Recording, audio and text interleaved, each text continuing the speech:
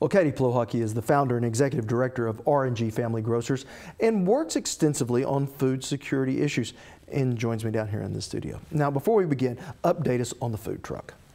R&G Family Grocers is doing very well, actually. We currently have 14 location stops within the city of Tulsa, 6 days a week.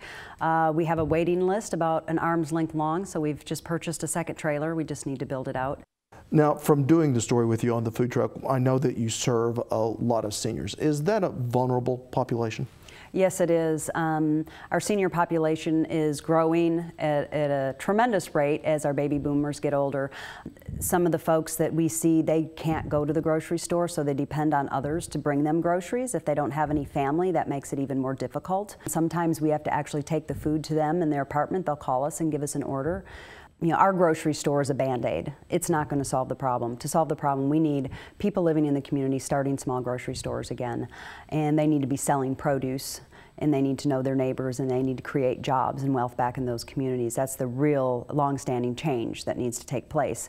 So in the interim, you know, how do we do that using community gardens? We can grow it, we can give it to our neighbors, we can give it to those food pantries that help get it to those who need it.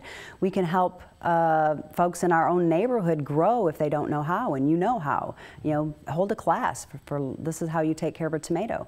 There's a lot that can be done, but it takes all of us working together in order to meet that need. Mm-hmm. And I'm assuming all these things will be covered in the upcoming Food Security Summit this fall. Yes, it will. October 30th at Tulsa Community College Northeast Campus. We'll be looking at everything from planting the seed to recycling the produce at the very end. All right, Katie. Well, I certainly appreciate you coming by. I hope the Food Security Summit goes great, and it is on October 30th in Tulsa, and we do have a link to that on our website.